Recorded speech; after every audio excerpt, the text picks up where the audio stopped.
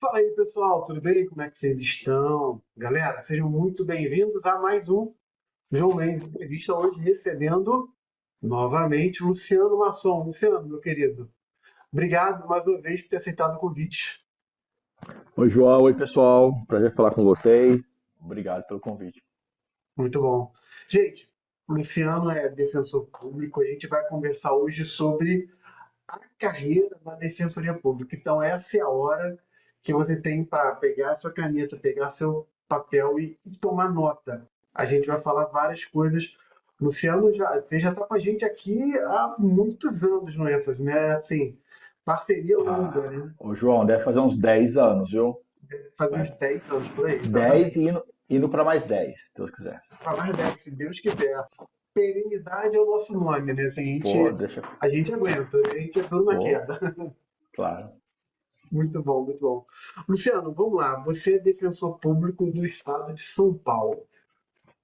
Quando a gente faz faculdade, a gente tem um contato logo de cara com a magistratura, né? É a carreira, talvez a primeira a pessoa ter uma noção melhor, até pela questão midiática da carreira, né? Assim, é uma carreira milenar, né? Enfim.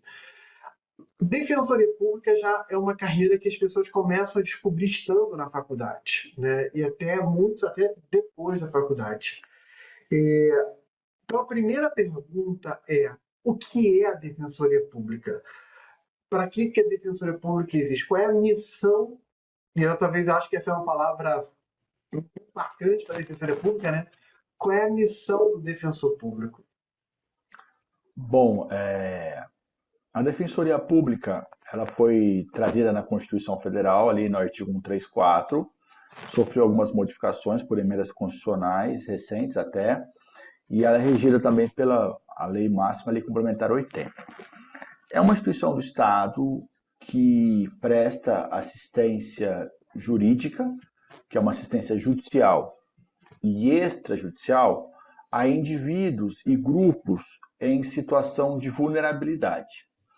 E aqui, João, é importante entender que atuar, ser defensor público, vai além da mera situação de falta de recursos da parte. Porque, num primeiro momento, atela-se muito a ideia dessa assistência jurídica a pessoas que não têm condições financeiras de arcar com os custos de um processo.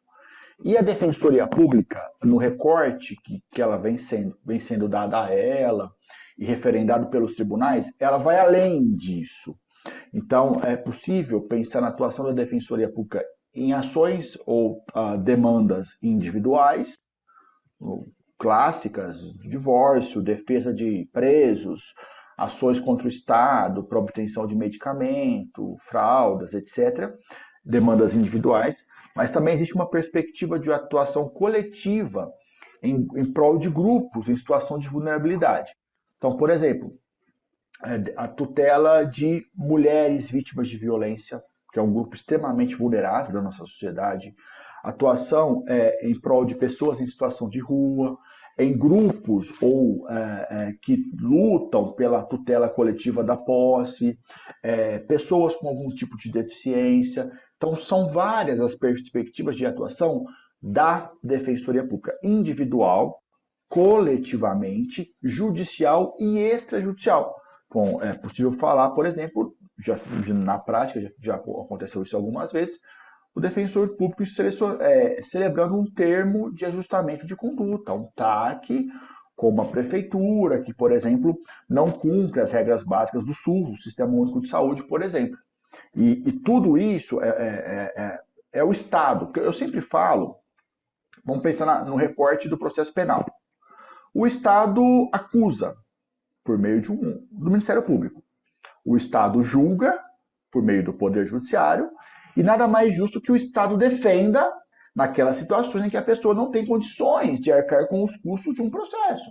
Então, é objetiva a Defensoria Pública, nesse recorte, por exemplo, um equilíbrio das forças, um equilíbrio de forças, e é um órgão estatal. Você ingressa na Defensoria Pública por meio de um concurso público muito difícil, e basicamente essas são as perspectivas de atuação de um defensor, de uma defensora pública, demandas estaduais ou defensor público federal, por exemplo. Perfeito.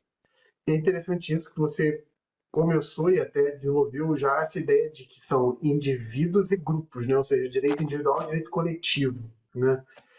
E, e você falou da questão da vulnerabilidade. No âmbito, na perspectiva, na ótica da Defensoria Pública, quais são os tipos de vulnerabilidade que existem que podem ser objetos de defesa? Porque você tocou nisso, eu estou pegando o que você falou para poder contar de uma forma técnica. Tecnicamente, a gente fala em vulnerabilidade econômica, mas tem outros tipos. Na perspectiva da defensoria, quais seriam esses subtipos? É interessante, João, que essas regras de vulnerabilidade, ou grupos em situação de vulnerabilidade, eles são delineados pelas chamadas 100 regras de Brasília, né? Teve uma conferência em Brasília, são as 100 regras de Brasília, definem grupos vulneráveis ou situações de vulnerabilidade. Então a gente pode pensar numa vulnerabilidade econômica, que é a clássica. A gente pode pensar numa vulnerabilidade processual. Então, por exemplo, a atuação da Defensoria Pública em curadoria especial, que são as hipóteses lá do CPC, um réu citado por edital. Chama-se a atuação da Defensoria Pública. A gente pode pensar numa vulnerabilidade episódica, pessoas que episodicamente encontram-se nessa situação de vulnerabilidade. Então, mulheres vítimas de violência,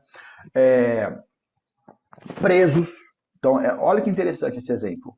Imaginemos que uma pessoa foi presa e ela vai passar pela audiência de custódia. Por algum motivo, ela não contratou o advogado. Imaginemos que essa pessoa tenha condições financeiras, inclusive. Ela não contratou o advogado, ela está incomunicável. A Defensoria Pública será chamada a realizar a audiência de custódia dessa pessoa. Porque, episodicamente, ela está presa. Ela está numa situação de vulnerabilidade.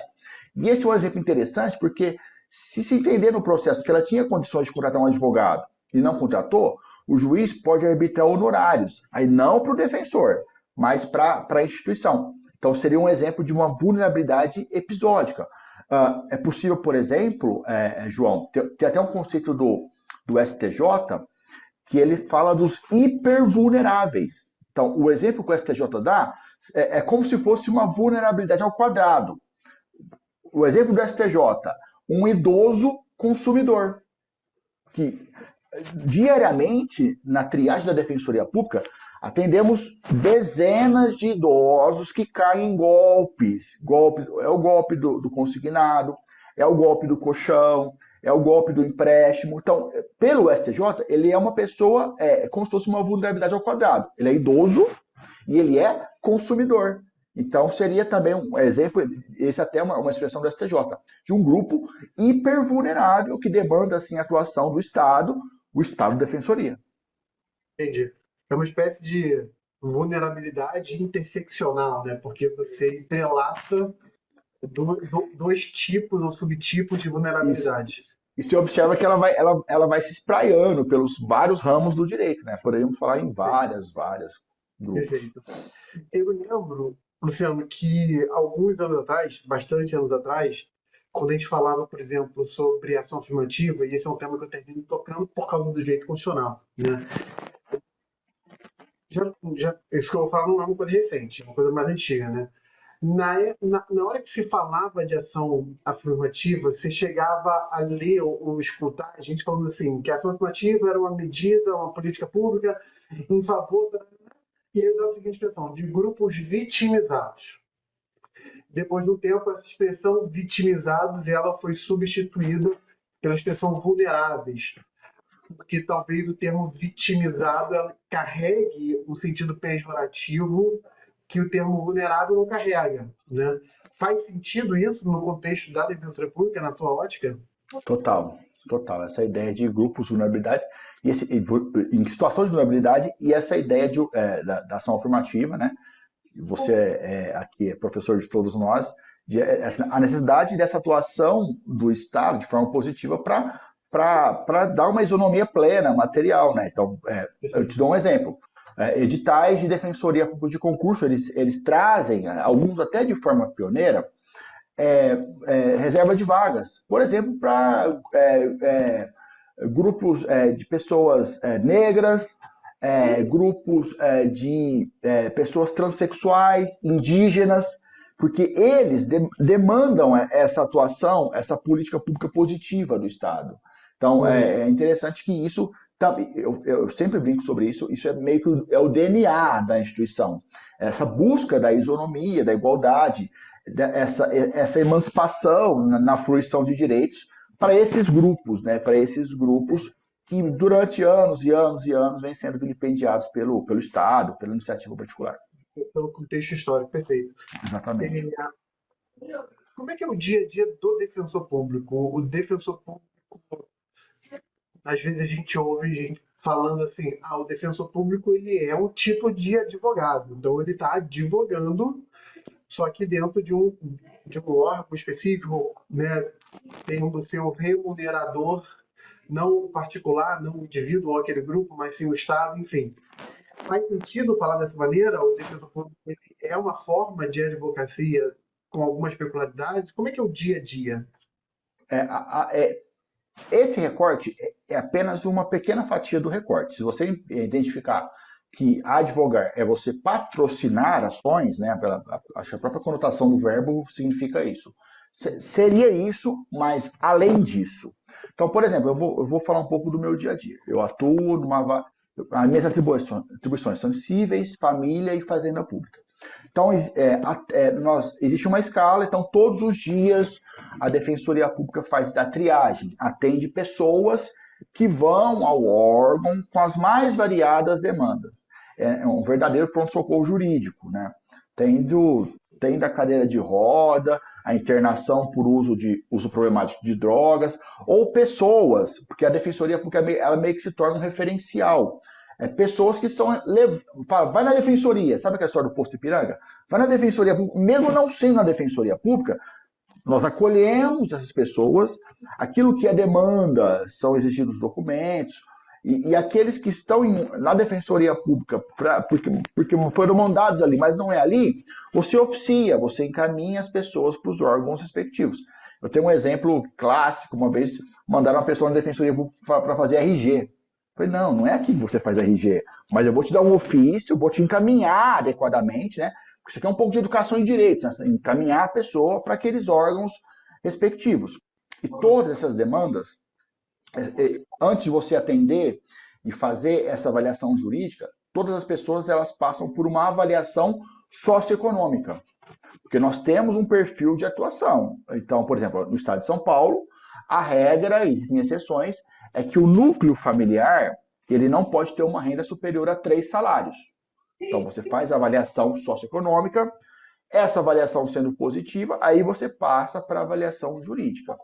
Salvo situações excepcionais. Então, por exemplo, um dia numa triagem, chegou uma mulher que tinha sido vítima de violência na noite anterior.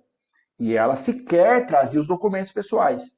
Não tem como você exigir qualquer documentação. Ela é acolhida, a Defensoria Pública ela conta com uma equipe multidisciplinar, então tem um psicólogo, tem um assistente social, você acolhe essa pessoa, mesmo sem avaliação econômica, naquele caso uma situação de urgência, e a partir dali você conversa com a rede, você expede ofício para a delegacia da mulher, às vezes a pessoa tem que ser acolhida num pronto-socorro, você encaminha. Então, é um grande pronto-socorro jurídico. São várias as pessoas. São atendimentos, são milhares de pessoas atendidas todos os dias nas mais variadas unidades da Defensoria Pública nos 4 cantos do país, João. Muito legal. Você está falando isso, a sensação me dá é de um protetor, né? É um papel muito de proteção. Sim. Proteção, de pessoa que está numa situação de. É difícil fugir da palavra, né? De vulnerabilidade. Então, é uma posição Disposição. favorável, uma posição completamente favorável, que ela não tem ali uma condição de igualdade de força, por exemplo, de se opor a quem está gerando algum tipo de violação dos seus direitos, e ela precisa de um protetor, né? De alguém que Sim. ajude. E é engraçado você falar isso, né? Que é até um papel de educação de direito, ou seja, uma espécie de papel pedagógico que a defesa Exatamente. também exerce, né? Vai muito além da simples defesa judicial, entre aspas, advocatícia de um direito individual, né? Sim. Muito além É disso. comum, por exemplo, que alguns defensores se desloquem para um centro comunitário de um bairro, por uma ocupação de moradores, para dialogar, para entender, para apresentar fluxos. Veja, não temos nem demanda jurídica, mas para saber, olha, você tem esses direitos, o seu filho não está na creche, o município tem que fornecer creche para ele. Então é porque muitas pessoas sequer sabem que tem direitos, né, João? Nós vivemos num país de uma miserável ainda. E a miséria não é só econômica, a miséria é de falta de conhecimento, falta de saber, falta de esclarecimento, né? Então, a defensoria, sempre que possível, ela busca essa aproximação com grupos, com a sociedade civil, e dialogando, assim, aproximar, você recortar fluxos para facilitar esse atendimento desses vários grupos de pessoas em situação de exposição, né? É interessante, assim, eu já atendi casos de pessoas que foram, assim, pessoas foram encaminhadas à defensoria pública pelo Ministério Público. A pessoa bateu no gabinete do promotor, falou, não, vai na defensoria. Então, aí nós analisávamos assim, mas o promotor podia ter acolhido essa demanda, né? Ele pode atuar em interesses indisponíveis, por exemplo. Mas a pessoa, olha, fui no promotor, o promotor mandou eu vir aqui. Então, até para o Ministério Público, a Defensoria Pública é uma referência de órgão de atuação em prol de grupos vulneráveis. Muito legal, muito legal. Há anos atrás, a gente está nesse projeto, né, de ajudar as pessoas para o concurso público já há muitos anos, né? Você também. E eu me lembro, Luciano, que era comum nos concursos de magistratura, quando você chegava ali perto da prova oral e a gente tinha muito contato com o pessoal aprovado, era muito comum ver gente que era defensor fazendo concursos para magistratura e indo para a magistratura. De alguns anos para cá, eu tenho visto uma diminuição bastante significativa desse quantitativo. E me parece que um dos motivos para isso seria uma valorização financeira da Defensoria Pública, né? E aí, quando eu falo valorização financeira, eu estou olhando para dois cenários. A instituição ter mais investimento, portanto, uma infraestrutura de trabalho, de pessoal, de mesmo, né, recursos humanos e recursos materiais, mas também uma valorização financeira no sentido da remuneração do defensor público. É isso mesmo? A Defensoria Pública vem nesse crescente de valorização. A diferença, a minha pergunta não é pessoal do Luciano, para você, Luciano, olhando para o geral. A remuneração do defensor hoje fica na faixa próxima do MP, da magistratura, enfim, o que você nos ajuda para o pessoal que está conhecendo a Defensoria Pública agora e quer ter essa ótica do lado financeiro? Sim, João, existe um binômio que atrai as pessoas para carreiras jurídicas. A gente sempre observa isso aqui no ênfase. Os nossos alunos procuram uma carreira que tenha uma estrutura boa, que te dê condições de trabalho bom, lá o famoso prédio, a sala com ar, um analista, um oficial, uma estrutura boa e que te pague bons salários. Então esse é o binômio, estrutura e salários. E as defensorias públicas, João, e especificamente a Defensoria de São Paulo, ela vem crescendo muito, muito nesse binômio. Para além de se tornar uma instituição conhecida, hoje você sabe o que é defensoria, você sabe mais ou menos o que é, a Defensoria Pública sai no jornal, a Defensoria Pública sai no rádio. Para além disso, a Defensoria de São Paulo, que é a defensoria que eu pertenço fazem 14 anos, ela vem crescendo em estrutura, então ela começa a se ramificar para o interior. As unidades hoje são unidades muito boas. A unidade que eu trabalho, a sede administrativa, são unidades muito, muito boas, muito confortáveis para você exercer o seu trabalho. E, em termos remuneratórios, há uma grande evolução, há um salto remuneratório em São Paulo e, pelo que eu sei, em outras defensorias, em várias outras defensorias ao longo do país. Eu, por exemplo, eu entrei há 14 anos atrás, eu pensava em fazer a instituição como um trampolim. Tinha muito claro isso, eu vou entrar, vou começar ganhando um salário legal e vou tentar fazer um trampolim para a magistratura, por exemplo. Aí, felizmente, quando eu entrei, a Defensoria Pública de São Paulo teve um boom assim, de cargos, de salário, eu fiquei por aqui e, graças a Deus, fiquei por aqui. Então, essa estrutura, o sistema de salários, ele é muito atrativo, é muito, muito interessante. Evidentemente que existem algumas situações e acho que isso é muito claro, isso é público, existem algumas formas de remuneração alcançados pela magistratura que nenhuma outra instituição tem. Ok. O orçamento dos tribunais ele é muito pujante, ele é muito grande. Então, os tribunais conseguem remunerar os juízes com uma série de patamares que nenhuma outra carreira alcança.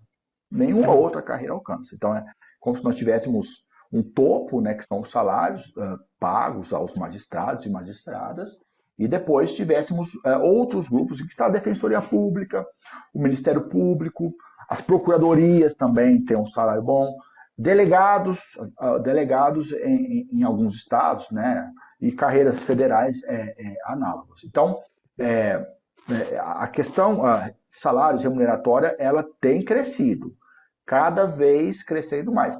E assim, o colega que vier para a Defensoria de São Paulo, por exemplo, eu falo com convicção, venha que você vai estar plenamente satisfeito pela estrutura que a instituição vai te dar e pelo salário que você vai receber. Isso é Muito bom. inquestionável e há um salto nos últimos anos e a tendência é crescer mais. A tendência é crescer mais. Porque o que acontece, João?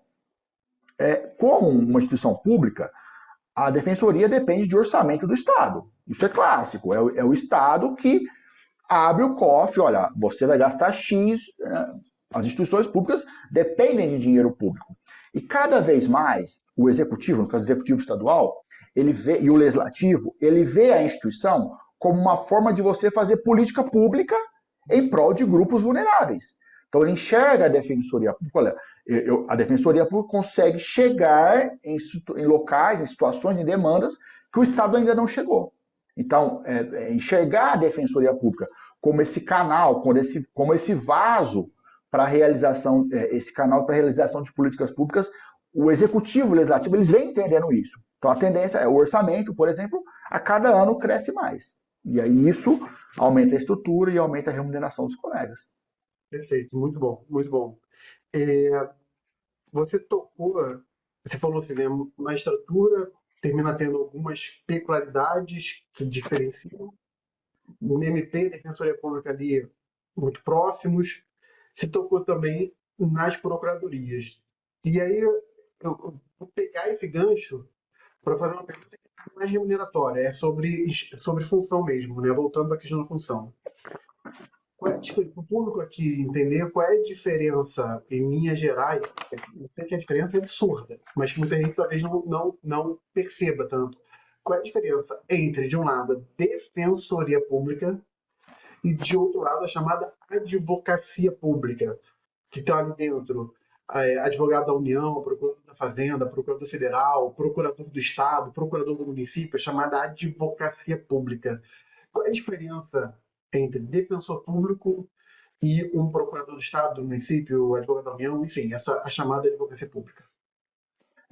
Ambas são carreiras do Estado, ambos ingressam para concurso público, de provas de título. Se eu pudesse trazer duas grandes diferenças, eu traria diferença quanto à matéria e quanto ao defendido, né? Porque o que Sim. acontece? As procuradorias, as advocacias da União, eles têm um defendido próprio. Eles atuam em prol do interesse do Estado, em prol do interesse da União, contra qualquer cidadão, pessoa física ou pessoa jurídica. Então, diferentemente da Defensoria Pública, que teria essa gama ampla de sujeitos, grupos ou indivíduos, as procuradorias e a advocacia da União, eles atuam exclusivamente segundo os interesses do Estado, da Fazenda Pública, da União e as matérias que eles atuam, né? Então é muito comum a gente ver que nas procuradorias atuam muito em área tributária, atuam muito em área de responsabilização civil, atuam muito em demandas que envolvem tutela coletiva. Então, eles têm essa perspectiva de atuar em prol exclusivamente desses sujeitos e dentro das carreiras das procuradorias, eles fazem essa divisão de matérias. Então, é possível, isso acontece muito, você ter de um lado a Defensoria Pública e você ter de outro a Fazenda Pública, Estadual, Municipal, União. Vou te dar um exemplo. Uma vez um assistido procurou a Defensoria Pública, e esse processo está sob minha responsabilidade, a esposa dele ingressou num hospital público, um hospital municipal, uma Santa Casa, e deu uma intercorrência e ela faleceu. E havia uma suspeita, havia um laudo médico indicando uma omissão do hospital municipal no atendimento. Então nós ingressamos com uma ação indenizatória contra o município, por ser um hospital municipal. Então tem do lado a Defensoria Pública representando esse viúvo, representando os filhos da mulher falecida, e no outro polo a Fazenda Pública do município, o procurador do município defendendo os interesses. Era uma ação de responsabilização civil, né, objetiva. Então, e assim como tem uma ação para fornecimento de medicamento, de um lado a Defensoria Pública, de outro a Fazenda Pública Estadual. Perfeito, perfeito. Então, para esclarecer aí as diversas funções, a diversidade da função. Caminhando aqui para o final, Luciano, aí eu vou fazer uma pergunta mais subjetiva, mais anímica, né? Assim, se você tivesse, eu estou te dando esse microfone agora na mão, né? Imagina assim, se o microfone na mão, você tem a palavra para convidar e convencer as pessoas a ir para a Defensoria Pública. E qual o argumento que você daria de dois argumentos que você daria o seguinte, olha, vem para cá porque vai valer a pena? Olha, eu falo que a Defensoria Pública me escolheu, e assim, eu sou um apaixonado pelo que eu faço, porque eu gosto de gente, eu gosto de pessoa, e eu gosto de trazer para as pessoas essa possibilidade de empoderamento. Falar para a pessoa, para a viúva, para a pessoa em situação de rua, para o grupo vulnerável, que ele tem direitos, que ele é possível, que ele pode mais, e que ele não vai gastar um centavo por isso, porque o Estado me paga para outorgar, buscar esses direitos para essas pessoas. Então, assim, você tem que gostar de pessoas, porque você atende pessoas, você tem que ter um recorte muito humanizado, João. Um recorte muito humanizado. Você atende pessoas que sequer conseguem verbalizar o que elas querem. Pessoas que já foram por todos os cantos, que são empurradas, então elas chegam na Defensoria Pública com uma sacolinha de supermercado cheia de documento. Você vai ter que ter paciência para entender, para desconstruir o que tem ali, para auxiliá-la. Falar, olha, você quer isso, ou você tem direito a isso. Então, assim, atender pessoas, ter um recorte humanizado é essencial. É essencial. Até eu brinco assim, a inteligência artificial não vai chegar muito cedo na defensoria pública, porque um robô não tem essa parte humanizada, esse tato, esse feeling porque a gente sabe, João, assim, entre amigos, que tem repartição, tem lugar que não quer gente. Tem lugar que quer o cidadão daquele detector de metais para fora. Né? Nem parece que é um serviço público. Às vezes você vai num lugar e você fala, poxa, isso aqui, o atendimento tinha que ser o contrário. Porque sou eu que estou pagando esse negócio, entendeu? Então tem lugares que as pessoas na defensoria as pessoas são acolhidas. É do DNA da instituição acolher. Você usou essa expressão várias vezes, né? Acolhida, acolhimento, né? Talvez seja uma tônica, para pegar uma palavra não jurídica, é uma palavra que carrega talvez todo o significado que a Defensoria Pública traz, né? Que é acolhimento e a promoção, né? Promover no sentido, né, de trazer a realização dos direitos fundamentais, direitos humanos, direitos que a pessoa tem. E aqui vou dar um toque pessoal, que é o seguinte, Luciano, a gente tem vivido um contexto de muita polarização política e ideológica, né? E quando a gente entra em temas que são muito sensíveis, como temas de proteção de determinados grupos vulneráveis, isso tende a carregar uma conotação política ideologizada, e aí as pessoas criam as suas barreiras ou armam as suas defesas e os seus ataques a partir de uma perspectiva ideológica. Só que o que me parece é que a Defensoria Pública ela tem que ser enxergada para além de qualquer polarização ideológica. Não importa qual é o espectro ideológico que a pessoa faça parte, ela está ali porque existem seres humanos que foram expostos a situações de prejuízo e violência, seja violência física, emocional, seja qualquer tipo de violência, ou até violência processual, jurídica, né? São seres humanos expostos a uma situação de prejuízo, de uma situação desfavorável, de violência, e que precisa de alguém que se levante em favor dessas pessoas e as defenda. Olhar por essa perspectiva tira toda a camada, ou toda a ótica, né, ideológica, ou de polarização, problematizar uma coisa que não deve ser problematizada. A Defensoria Pública está para além de qualquer aspecto ideológico, está ali para defender seres humanos que precisam de uma proteção. Sim, Né? é isso. Você se despe de qualquer colorido, qualquer ideia, qualquer pensamento, qualquer ideia política e tutela direitos, ou busca. A Defensoria é uma instituição contra-majoritária. Então, nem sempre você conseguir direitos é fácil. Mas vamos pensar um preso. Um preso, ele é um preso, independentemente se ele é A, B, C, se ele gosta de azul, cor de rosa ou branco, ele é um preso, e nos termos do artigo 5º da Constituição, ele tem uma série de direitos que o Estado tem que protegê-lo. A partir do momento que ele é preso, ele está sendo custodiado pelo Estado. E veja, ele é preso pelas mais variadas recortes. Então, você não vai identificar esse preso. Esse preso, ele é um preso que gosta de azul. Esse preso, ele é um preso que gosta de branco. Não, ele é um preso e ponto. E ele merece a fruição de direitos, independentemente de qualquer recorte político, né? Ele está sendo responsabilizado pelo que ele praticou. Sim. Uma face importante do nosso sistema jurídico, né, de não impunidade. Mas ele, por outro lado, ele está sendo responsabilizado, mas ele também tem que ter os seus direitos fundamentais, seus direitos humanos básicos de Devido ao processo legal, presunção de não garantia. culpabilidade, tudo isso para ele, independentemente. Então, se você se despe de qualquer colorido político, né? Pois é, pois é. E aí eu me lembro da frase de avó, né?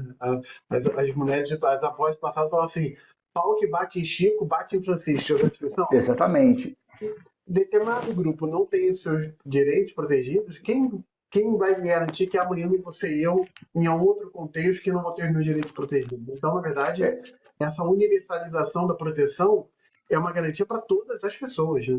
Né? e outra coisa, a gente sim, a democracia, ela é o melhor regime que existe, e ela dá uma ideia de há uma substituição de pessoas no poder legislativo, no executivo. Então hoje está um grupo, amanhã vai vir outro, aí daqui 10 anos é outro. Ela é cíclica. Então, se você ficar se apegando muito no Fla-Flu, você esquece até das suas funções, das suas competências, né? Então você esquece esse Fla-Flu e a democracia é esse jogo de sobreposição de pessoas, um sai, o outro entra, e você exerce sua função independentemente desse tipo de discussão, né? Sim. Luciano, meu querido, obrigado demais. Foi ótimo. Deu para ter uma visão bem clara e profunda de como a Defensoria Pública atua. Galera, você gostou? Então, aqueles 3 Cs. Comenta, curte, compartilha. Se inscreve aí no canal, que aí você ajuda a gente a alcançar ainda mais pessoas, levar o bem para mais pessoas, beleza? Valeu, pessoal. Abraço. Luciano, obrigado. Tchau.